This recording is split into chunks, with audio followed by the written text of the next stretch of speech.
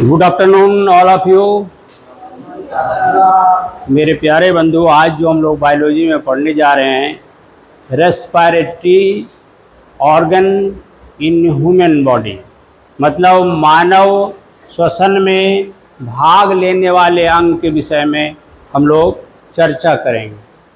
तो भाई, पढ़ाने से पहले अगर भाग्य पर भरोसा है तो जो तकदीर में लिखा है वही पाओगे। अगर आप खुद पर भरोसा रखते हो तो जाओ, जो चाहोगे वो मिलेगा। तो मेरे प्यारे बंधु, भाग्य पर भरोसा नहीं करना है, अपने आप पर भरोसा करना है। अगर अपने आप पर भरोसा हो जाएगा तो जो चाहोगे वही मिलेगा। कहने का मतलब, अगर आप आईएएस बनना चाहते हो तो भाग्य पर भरोसे नहीं चलना है। आईएएस बनने के लिए आपको खुद पर भरोसा करना पड़ेगा, तभी एक आईएएस बन सकते हो। एक डॉक्टर बनने के लिए भाग्य के भरोसे अगर चलोगे तो कभी डॉक्टर नहीं बन सकते। अपने आप पर भरोसा होगा तभी आप डॉक्टर बन सकते हो। मेरे प्यारे बंधु, आज बायोलॉजी में बड़ा ही रोचक चैप्टर है, वह रेस्पिरेटरी सिस्टम में हम लोग पढ़ेंगे कि रेस्पिरेशन में भाग लेने वाले आपके अंग कौन कौन से हैं, इसकी विषय में हम लोग चर्चा करेंगे। तो इसके पहले अध्याय में आपको मैं रेस्पिरेटरी सिस्टम से संबंधित, आपको डाइजेस्टिव सिस्टम में हम लोग पढ़ा चुके हैं कि आपका रेस्पिरेशन में भाग लेने वाले और डाइजेस्टिव सिस्टम में भाग लेने वाले सभी अंग के विषय में हम लोग चर्चा किए हैं। आज हम लोग चर्चा करेंगे रेस्पिरेटरी सिस्टम में हमारे कौन कौन से अंग भाग लेते हैं। तो भाग लेने वाले अंग कौन कौन है भाई?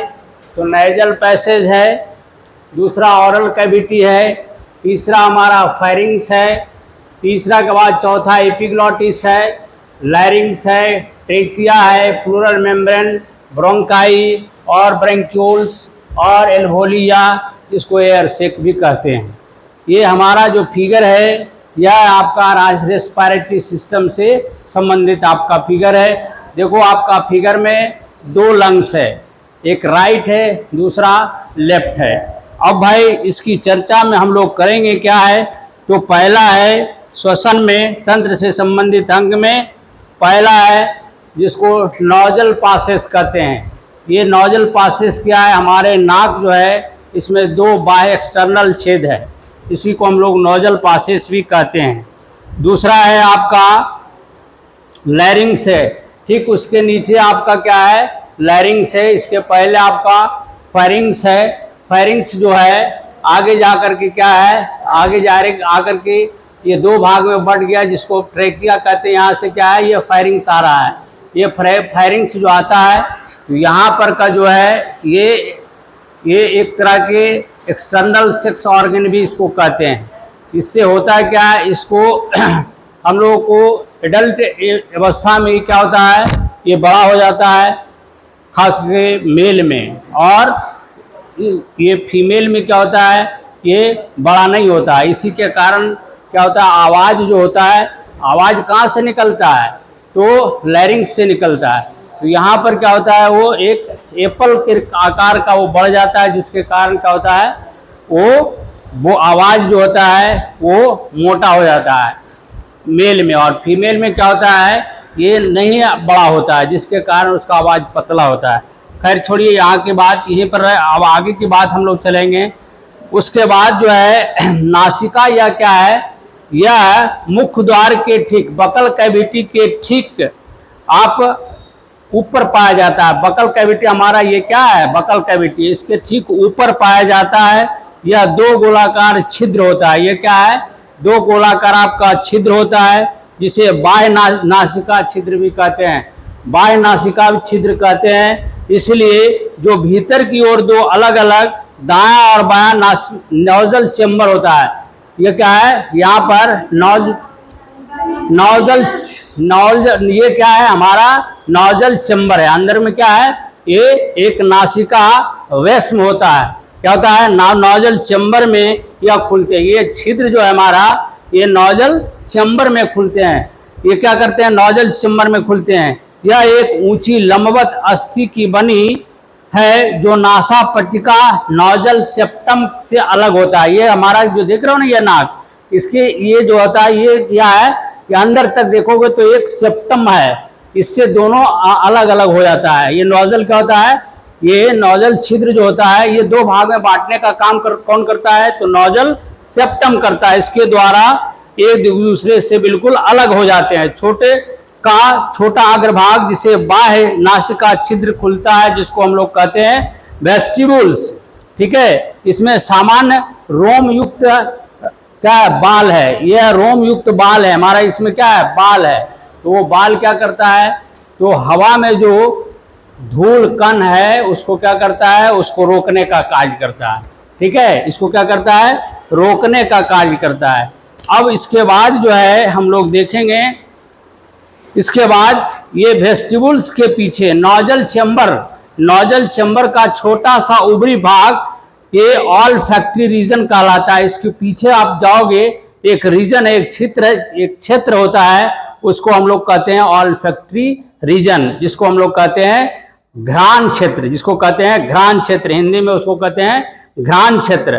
तथा मध्य और निचला भाग श्वसन क्षेत्र रेस्पिरेटरी रीजन कहलाता है। इसका पीछे वाला भाग जो होता है वो क्या कहलाता है, वो कहलाता है रेस्पिरेटरी रीजन कहलाता है। मनुष्य में घ्राण क्षेत्र अत्यंत छोटा होता है। मनुष्य में जो खास करके ह्यूमन बॉडी में ये घ्राण क्षेत्र जो होता है बहुत छोटा होता है, जिसके कारण मनुष्य में सूंघने की क्षमता कुछ निम्न स्तनधारियों की अपेक्षा जो होता है कम होता है। निम्न स्तनधारी जैसे मान लिया जाए, निम्न स्तनधारी में आ गया चमगादड़, है ना, और इसमें आ जाए छोटा छोटा जो होता है उसके अपेक्षा हम लोगों को सूंघने की शक्ति क्या होता है, कम होता है। नासिका वेश्म की दीवार टेढ़ी मेढ़ी घुमावदार होता है। ये चेम्बर जो देख रहे हो अंदर का चेम्बर वो टेढ़ी मेढ़ी घुमावदार होता है, प्लेट की तरह होती है, जिसे हम कांची कहा जाता है। उसको क्या कहते हैं, कांची कहते हैं। नासिका वेश्मों में महीन म्यूकस मेम्ब्रेन का स्तर होता है जो खास करके म्यूकस छोड़ता है। 1.5 लीटर म्यूकस के लगभग छोड़ता है। उसका खास काम क्या है भाई, तो ये म्यूकस करता क्या है, जैसे कोई छोटा छोटा बैक्टीरिया हो गया या और किसी हानिकारक वो जो है सामान या हानिकारक जीव जंतु है या हानिकारक किसी भी प्रकार का जो है वो अंदर जाना चाहता है तो वो क्या करता है, चिपका लेता है, अपने आप में वो क्या करता है, सटा लेता है, जिसके कारण वो क्या होता है, अंदर नहीं जा पाता है, ठीक है। यह खास करके ये जो होता है कांची जो होता है नासिका में, ये म्यूकस मेम्ब्रेन का स्तर होता है जो म्यूकस स्रावित करता है। ये क्या होता है, म्यूकस मेम्ब्रेन जो होता है एक विस्कस लसलसा वो पदार्थ छोड़ता है जो श्वसन क्षेत्र में स्थित एपिथीलियम रेस्पिरेटरी एपिथीलियम के नीचे महीन रक्त कोशिकाओं का एक जाल फैला रहता है, ठीक है। नासिका वेश्म अंदर की ओर फायरिंग्स में कंठ द्वार ग्लॉटिस, यहाँ क्या है, ग्लॉटिस में ये खुलता है, ठीक है, के समीप खुलता है। यहाँ पर क्या होता है, ये ट्रैकिया जो है ये एपिग्लॉटिस में यहाँ पर क्या कहते हैं, एक ढक्कन लगा हुआ रहता है जिसको हम लोग एपिग्लॉटिस कहते हैं। यह श्वास नली को अलग करता है और फूड नली को अलग करता है। भोजन हम लोग करते हैं तो क्या करते हैं, भोजन जब हम लोग करते हैं तो भोजन ये एपिग्लॉटिस का काम है भोजन को फूड नली में पहुंचाना, और श्वास को क्या करता है, वो श्वास नली में पहुंचाने का काम करता है।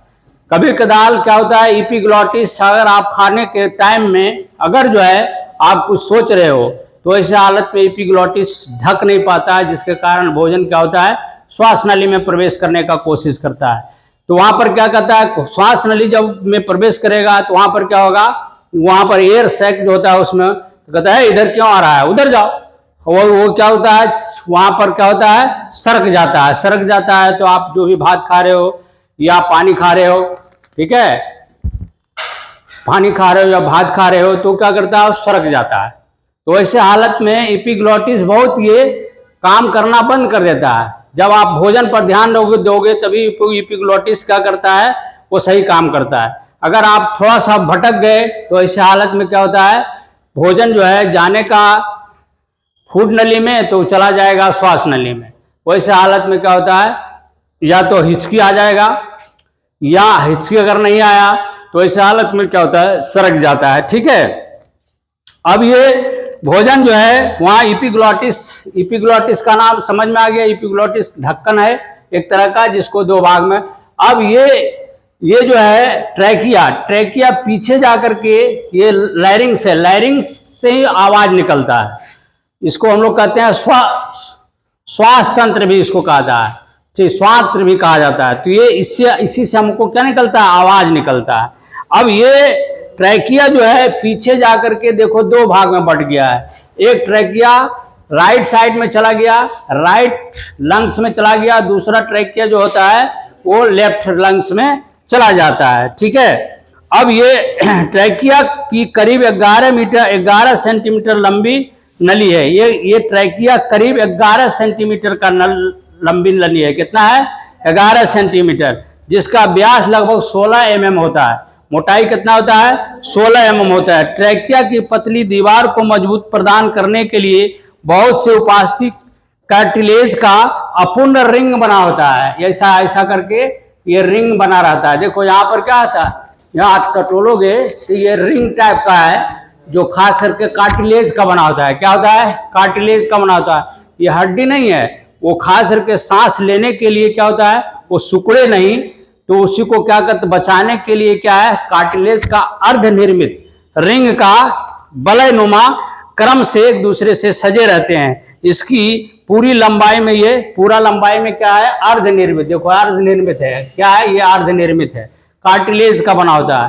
ठीक है, किसका बना होता है, कार्टिलेज का बना होता है। ये वलय ट्रैकिया इसकी पूरी लंबाई में क्या होता है, ये सजे रहते हैं। ठीक है, ये खास करके एयर को ले जाने में और एयर को छोड़ने में ये क्या करता है, ये सिकुड़े नहीं, उसी के लिए ये खास करके ये रहते हैं। ठीक है, अब ये क्या करता है, यह जहां तक ये दो श्वास नलियों में विभाजित हो गया है। ये यहाँ करके क्या हो गया, ये देखिए एक इधर चला गया, एक इधर चला गया। तो एक चला जाता है आपका राइट लंग्स में और दूसरा चला जाता है आपका लेफ्ट लंग्स में। अब ये क्या होता है, ये देखो, ये जब राइट लेफ्ट में चला गया तो ये ट्रैकिया जो है या विभिन्न छोटे ये क्या करते हैं, ये छोटे नली में विभक्त हो जाता है। क्या होता है, बहुत छोटा नली में विभक्त हो जाता है, जिसको हम लोग कहते हैं ब्रोंकाई। जिसको क्या कहते हैं, ब्रोंकाई। ये ब्रोंकाई भी क्या होता है, ये बहुत छोटे ब्रैंक्यूल्स में क्या होता है, विभक्त हो जाता है। ये ब्रैंक्यूल्स के आखिरी छोर पर क्या होता है, बहुत से एल्वोली होता है। क्या होता है, बहुत से एल्वोली, जिसको एयर सेक भी कहा जाता है। ये इसमें क्या होता है, ये आपका ये अल्वोली में क्या होता है, ये अल्वोली में एयर, इसको एयर सेक भी कहते हैं। और ये अल्वोली में क्या होता है, ये करीब कितना होता है, 3 × 10⁸ पावर, मतलब 3 × 10⁸ इतना की संख्या में एल्वोली रहता है।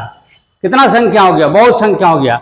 इतना संख्या में ये एल्वोली क्या होता है, एल्वोली में क्या होता है, ये आपका ब्लड सेल्स का क्या होता है, एक जाल बिछा हुआ रहता है। क्या रहता है, जाल बिछा रहता है। और यहीं पर क्या होता है, जब आप यहाँ पर एल्वोली में क्या होता है, ब्लड सेल्स का जाल बिछा रहता है। ठीक है, ये ब्लड सेल्स का जाल बिछा हुआ रहता है। और यही एयर से किसी में क्या होता है, ऑक्सीजन जब जाता है तो का एल्वोली में क्या होता है, जमा हो जाता है। ठीक है, तो एल्वोली में ये जमा हो जाता है। और देखिए ये राइट जो होता है, ये क्या होता है आपका, ये 2 लंग्स है, एक राइट है और लेफ्ट है। तो राइट वाला थोड़ा बड़ा लंग्स होता है, राइट वाला क्या होता है, बड़ा लंग्स होता है। और लेफ्ट वाला क्या होता है, छोटा होता है। क्यों भाई छोटा रहता है, तो यहीं पर हर्ट है। यहाँ पर क्या है, ये हर्ट रहने के कारण, चूंकि बाएं साइड में धंसा हुआ रहता है, इसीलिए वहां पर हर्ट का अंश आ जाता है। इसीलिए ये जो लंग्स होता है ये छोटा रहता है। अब भाई ये होता क्या है, ये उसके बाद ये डायफ्राम, ये क्या है, डायफ्राम है। डायफ्राम का क्या काम है, ये जब पचकता है, ये जब पचकता है, ये डायफ्राम जो ऊपर जाता है तो हवा क्या होता है, हवा ऑक्सीजन क्या होता है और कार्बन डाइऑक्साइड बाहर निकलता है। और जब डायफ्राम पीछे आता है तो क्या होता है, कार्बन डाइऑक्साइड ऑक्सीजन क्या होता है अंदर आता है। तो जब ऊपर जाएगा डायफ्राम तो क्या होगा, आपका कार्बन डाइऑक्साइड क्या होगा बाहर निकलेगा। और यही डायफ्राम जब क्या होगा, जब पीछे आएगा, एक मिनट, जब पीछे आएगा तो क्या होगा, ऑक्सीजन जो है अंदर लेता है। तो आज मेरे प्यारे बंधु, आज हम लोग जो है केवल आज हम लोग क्या देखा कि रेस्पिरेटरी ऑर्गन में और रेस्पिरेशन में हमारा कौन कौन से अंग काम करते हैं, इसके विषय में हम लोग चर्चा करेंगे। अगला क्लास जो हमारा होगा mechanism of respiration in human body होगा। तब तक के लिए आपसे मैं इजाज़त चाहता हूँ। आज जो भी हमारा वीडियो आप लोग देखे हैं तो सारे भाई बंधुओं से मेरा निवेदन है कि हमारा वीडियो अगर आपको अच्छा लगा तो कृपया कर मेरा चैनल को सब्सक्राइब करेंगे, लाइक करेंगे, कमेंट लिखेंगे, हम ज़्यादा से ज़्यादा शेयर करेंगे। इसी शब्दों के साथ अगला जो क्लास होगा मैकेनिज्म ऑफ रेस्पिरेशन होगा। इसी शब्दों के साथ आज का क्लास मैं समाप्त करता हूँ। जय हिंद, जय भारत।